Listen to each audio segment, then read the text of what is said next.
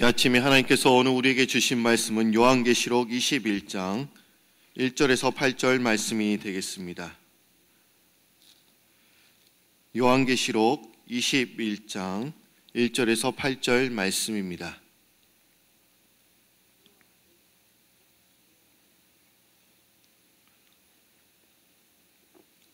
요한계시록 21장 1절에서 8절 말씀입니다. 다 찾으신 줄 알고 한 절씩 교독하시겠습니다. 또 내가 새 하늘과 새 땅을 보니 처음 하늘과 처음 땅이 없어졌고 바다도 다시 있지 않더라. 또 내가 보매 거룩한 성 새 예루살렘이 하나님께로부터 하늘에서 내려오니 그 준비한 것이 신부가 남편을 위하여 단장한 것 같더라. 내가 들으니 보좌에서 큰 음성이 나서 이르되 보라 하나님의 장막이 사람들과 함께 있음에 하나님이 그들과 함께 계시리니 그들은 하나님의 백성이 되고 하나님은 친히 그들과 함께 계셔서 모든 눈물을 그 눈에서 닦아주시니 다시는 사망이 없고 애통하는 것이나 곡하는 것이나 아픈 것이 다시 있지 아니하리니 저런 것들이 다 지나갔음이러라.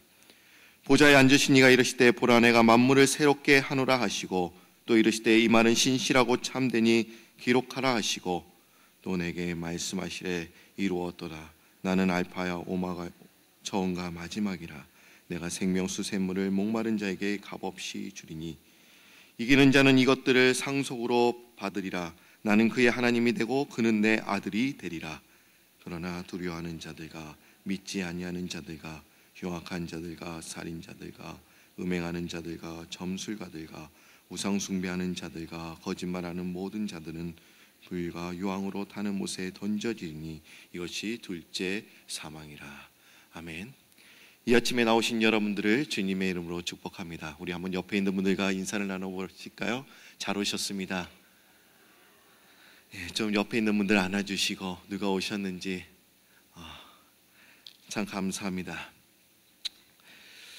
자녀들은 보통 부모에게서 각종 재능을 이어받습니다.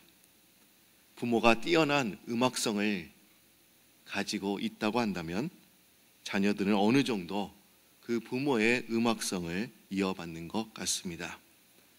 또 부모가 문학이나 또한 운동이나 또 예능의 소질을 갖고 있다면 자녀들도 그것을 갖고 태어날 가능성이 높습니다. 그렇다고 부모의 재능을 다 갖고 태어나는 것은 아닙니다. 또한 부모에게서 좋은 것만 이어받으면 참 좋겠지만 부모의 좋지 못한 부분까지 유전될 때가 너무나 많이 있습니다. 부모의 질병이 또한 자녀에게까지 이어지는 것입니다. 부모의 간이 나쁘면 또한 자녀의 간도 나빠서 잘 피곤해합니다. 또한 부모의 기관지가 나쁘면 또 자녀의 기관지가 더 나쁜 경우가 많습니다. 또 부모가 암으로 사망한 경우에는 자녀가 역시 비슷한 암으로 사망할 또한 가능성이 높습니다. 그러게 부모님이 간암이나 폐암이나 위암으로 돌아가셨다고 한다면 자녀도 암이 유전될 가능성이 높기 때문에 자신의 몸을 수시로 체크해야 합니다. 질병이 부모에게서 유전되는 경우도 있습니다마는 과연 질병의 원인이 무엇이라고 생각하십니까?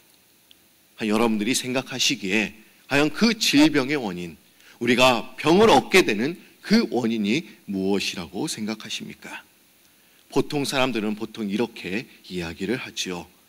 정신적인 스트레스가 만병의 근원이라고 이야기를 합니다. 맞습니다. 스트레스를 많이 받을수록 병에 걸릴 확률이 또한 높습니다. 또한 이뿐만이 아닙니다. 삶의 태도가 또한 질병의 원인이 됩니다. 삶의 자세를 이야기하는 것입니다. 긍정적인 자세를 취하지 못하고 항상 부정적인 자세, 그리고 그릇된 식이요법과 과로와 폭주가 수년간 쌓여서 몸을 망가뜨리는 경우가 또한 있습니다. 또한 이뿐만이 아니죠.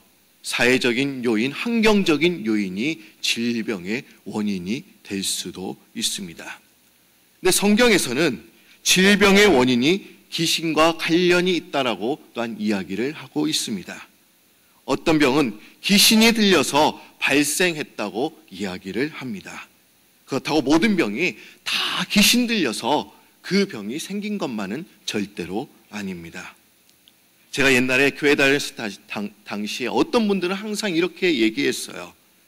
아프기만 하면 이렇게 이야기를 합니다. 귀신 들렸다고, 귀신만 내쫓으면 깨끗해진다고 이렇게 말하는 그런 분들도 있었습니다. 그것은 분명 잘못된 신앙관입니다. 분명 예수님도 많은 병자들을 향하여 귀신을 내쫓으셨습니다. 그러나 모든 질병을 귀신과 연관짓지는 않으셨습니다.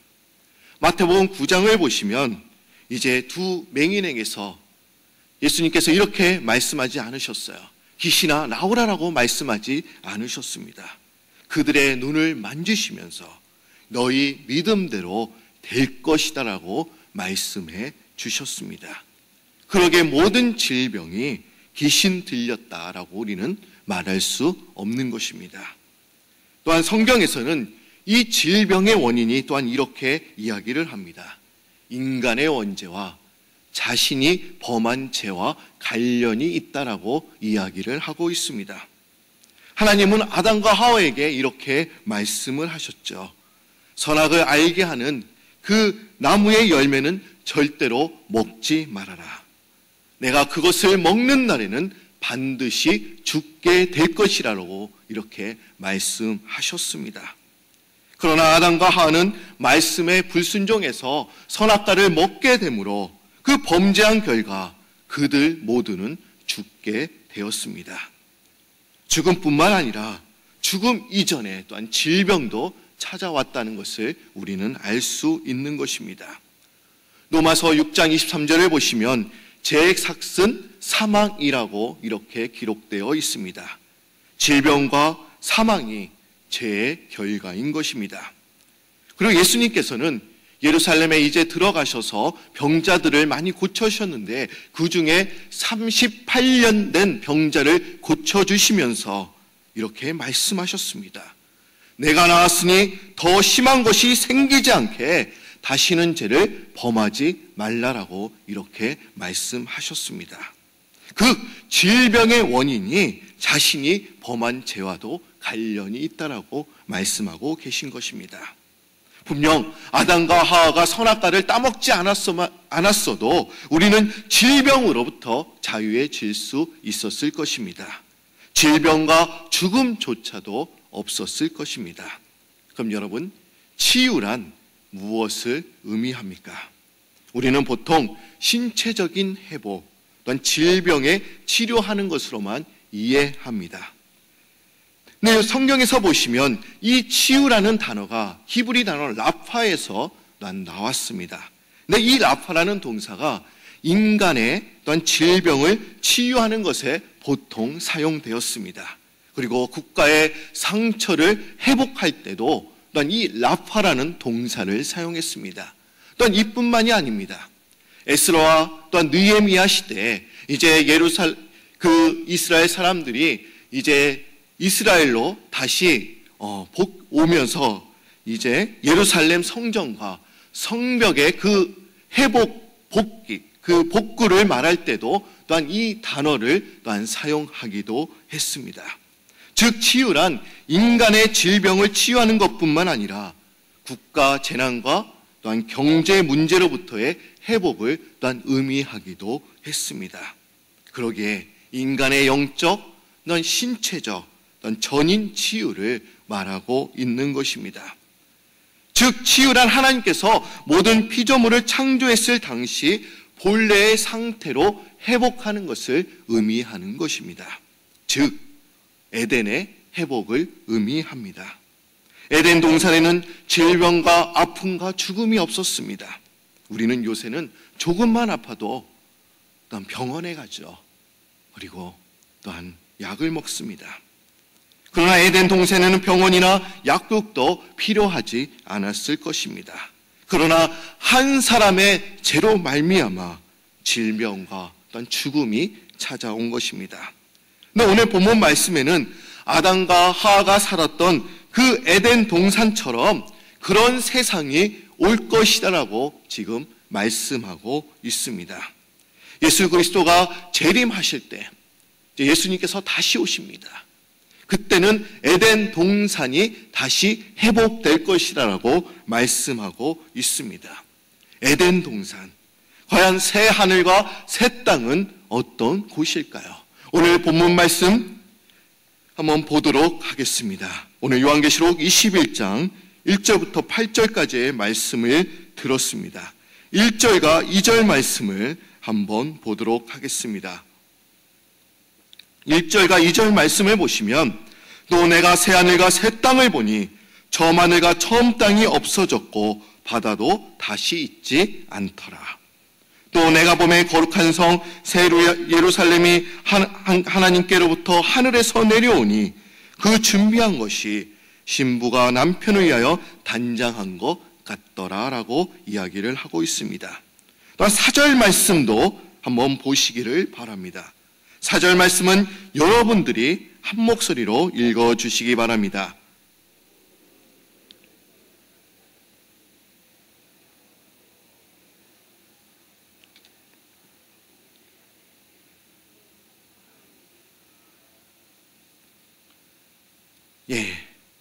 모든 눈물을 그 눈에서 닦아주시니 다시는 사망이 없고 애통하는 것이나 곡하는 것이나 아픈 것이 다시 있지 아리하니니 처음 것들이 다 지나갔음이러라. 이렇게 기록되어 있습니다. 새하늘과 새 땅, 이 새 예루살렘이 하늘에서부터 내려오는 것입니다.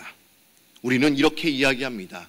이 세상에 정의가, 공의가 실현이 되면 인간의 노력에 의해서 새 하늘과 새 땅이 만들어질 수 있다. 유토피아 세상이 만들어질 수 있다라고 이야기를 합니다. 그러나 그렇지 않습니다. 새 하늘과 새 땅은 오직 전적으로 하나님에 의해서만 만들어질 수 있는 것입니다. 새 하늘과 새 땅에는 눈물이 없습니다. 또한 아픔도 없고 질병도 없고 고통도 없습니다. 또한 질병이 생길 수도 없는 것입니다. 어떤 병도 어떤 바이러스도 우리의 몸에 침투할 수가 없습니다. 이런 세상이 온다면 얼마나 좋을까요? 의료보험을 가입할 필요도 없고 의사 선생님들에게는 죄송하지만 병원도 갈 필요가 없어요. 아마 의사 선생님 문을 닫아야 될 거예요. 셔터 문을 닫아야 할 것입니다. 또한 매년마다 우리가 고통스럽게 검사를 받을 필요가 없습니다. 우리가 조그만 문제가 생겨도 검사 받잖아요. 검사하는 게 얼마나 힘듭니까? 준비하는 것이. 또 음식을 조절할 필요도 없을 것입니다. 그러나 지금 우리는 질병으로부터 자유해질 수는 없습니다. 그러나 우리가 한 가지 희망이 있다면 하나님께서는 병든 자들의 그런 부르짖는 기도를 들어주신다는 것입니다. 그리고 우리가 믿음으로 기도할 때 주님께서는 또한 우리를 깨끗하게 치유해 주신다는 것입니다.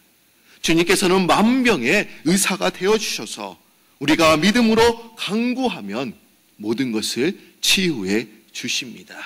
그래서 제일 중요한 것이 무엇입니까? 우리가 믿음으로 기도하는 것입니다. 제가 이야기는 일부 예배 때 아마 드린 적이 있을 것입니다.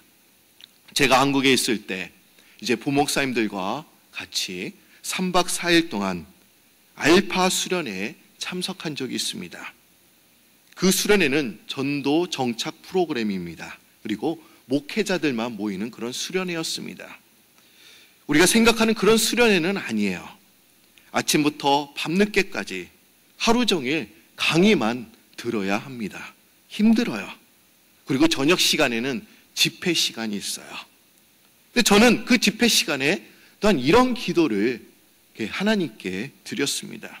하나님, 좀 제 몸을 좀 깨끗하게 해주세요. 하나님, 제 몸을 좀 깨끗하게 해주세요. 이런 기도를 드렸습니다.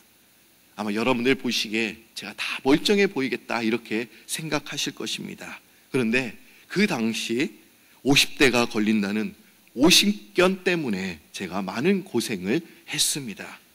제가 성숙해서 오십견이 빨리 찾아왔나 봅니다. 그래서 저는 정형외과에 가서 물리치료도 받고 또 심한 경우에는 이완 근육제 주사를 맞기도 했습니다. 치료받을 당시에는 너무나 시원합니다. 그러나 그 이후에는 말짱 도루묵이었습니다.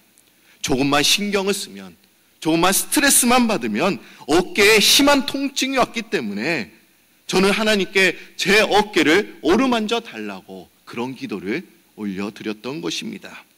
첫날 집회가 끝나자 어떤 일이 일어났을까요? 어떤 일이 일어났냐? 물리치료 받을 때보다 더 시원해진 거예요. 얼마나 시원했는지 몰라요. 또 그 다음날에도 저녁에 성령 치유 집회가 또한 열렸습니다. 집회를 인도하시는 목사님이 이제 몸이 아픈 분들 이제 앞으로 나와주세요. 제가 기도해 드리겠습니다. 이렇게 해 주시겠다는 거예요. 그래서 저도 이제 앞으로 나가서 기도를 받게 되었습니다.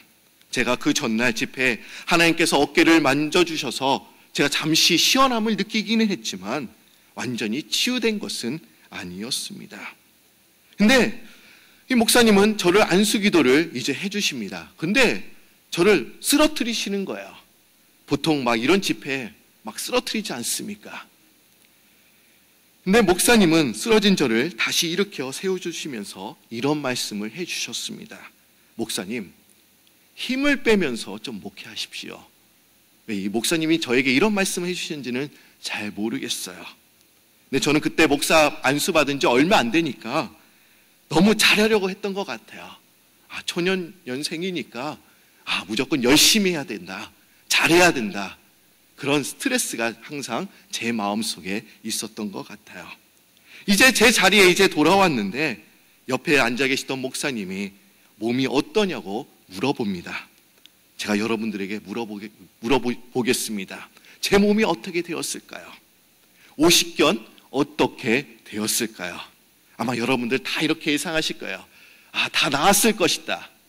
제가 깨끗하게 나았으면 좋겠지만 안수받기 전이나 후나 똑같았습니다. 달라진 것이 하나도 없었습니다. 어저께처럼 어깨가 또한 시원한 것도 아니었습니다. 그러자 옆에 앉아 계시던 목사님이 저에게 강남에 있는 정형외과 번호를 알려주시면서 자신은 그 병원에 가서 치료받았다는 얘기를 저에게 해주는 거였습니다. 정작 목회자들이 더 믿음이 적은 것 같아요. 여러분들, 이거는 그냥 저희 사적으로 하는 얘기입니다. 믿기만 하면 되는데 그 시간에 기적이 일어나지 못하면 믿지 못하는 것 같습니다. 근데 저는 안수 기도를 받고 달라진 것은 없었지만 어저께 하나님께서 저의 어깨를 어루만져 주셨기 때문에 오십견이 깨끗하게 나올 것이다라는 확신이 저희 마음속에 생기게 되었습니다. 그 마음이 생기니까 어떻게 된지 아세요? 그 오십견이 다 없어진 거예요. 깨끗하게 치료받았습니다. 그전에는 한 달에 5번 이상 물리치료를 또한 받기는 했지만 이제는 오십견 때문에 치료받지는 않습니다.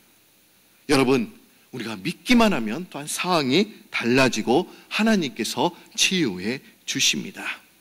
그런 믿음이 우리에게 필요합니다.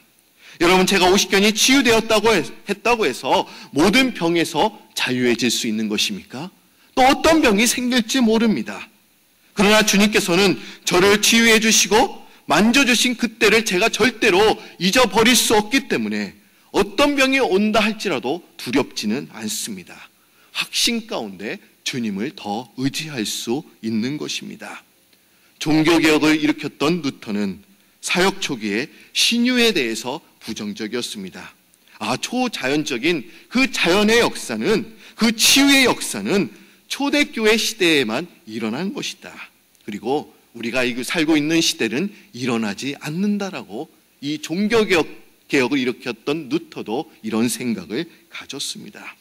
그러나 그는 자신의 기도를 통해서 치유가 일어난 것을 경험하게 되었을 때 신유에 대한 생각이 완전히 180도 달라지게 되었습니다. 루터의 친구였던 멜랑히톤이 이제 여행 중 질병으로 쓰러지게 되었습니다. 그 소식을 듣고 이제 찾아가서 친구의 회복을 위해서 기도하자 이 멜랑히톤이 치유되었습니다. 그리고 그 후부터 이 누터는 이 신유에 대해서 다른 생각을 하게 된 것입니다. 멜랑히톤은 그때의 상황을 또한 이렇게 기록하고 있습니다. 누터가 나에게 와서 기도를 해주지 않았다면 나는 틀림없이 죽었을 것입니다. 그래서 이에 관하여 또한 누터도 자기 친구들에게 다음과 같은 편지를 썼습니다. 내가 그에게 갔을 때 그는 이미 죽어 있었습니다. 그러나 명백한 하나님의 기적으로 그가 살아났습니다. 누터는 자신의 기도로 친구가 치유된 경험을 한 이후부터 이제 환자들에게 관심을 가지고 치유해 달라고 기도를 했던 것입니다. 아마 지금 이 시간에 병상에 누워서 아니면 질병을 가지고 이 자리에 나오신 분들도 분명 있을 것입니다. 어떤 누구도 이 질병으로부터는 자유해질 수가 없습니다.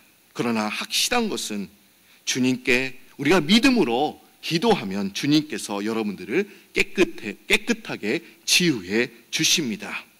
또한 에덴 동산이 회복되면, 또한 새하늘과 새 땅이 이제 하늘에서 내려온다면 그때에는 질병이 우리를 공격하지는 못할 것입니다.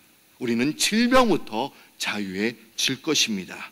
지금이야말로 우리가 질병으로부터는 자유해질 수는 없지만 우리가 새하늘과 새 땅을 소망하며 기도하며 나아가는 그런 여러분들이 되시기를 바랍니다. 나의 질병을 주관하시는 그 하나님께 더욱더 의지하시면서 하나님, 나의 병을 깨끗하게 치유해 주세요. 내가 믿음으로 기도합니다. 우리가 그러면서 나아가시는 여러분들이 되시기를 바랍니다. 오늘 말씀을 통하여 우리가 새하늘과 새 땅을 소망하는 것이 참 중요합니다. 새하늘과 새 땅 얼마나 아름다운 것입니까? 질병이 없습니다. 또는 죽음이 없습니다. 우리가 질병이 있으면 얼마나 힘듭니까? 돌아다니는 것도 불편하고요, 먹는 것도 불편하고, 또 병원도 항상 가서 체크해야 되고 얼마나 힘든지 몰라요. 그리고 어떤 병이 또한 발생할지 모릅니다. 그러나 이 새하늘과 새 땅은 우리가 그것으로부터 우리가 걱정할 필요가 없습니다. 자유해집니다. 질병과 죽음으로부터 자유해지고, 또 우리가 하나님께 기도하면, 믿음으로 기도하면 주님께서 우리의 병을 깨끗하게 치유해 주신다는 것을 여러분들이 깨닫고 오늘 이 시간 주님께 의지하시는 여러분들이 되시기를 소망합니다. 다 같이 기도드립니다.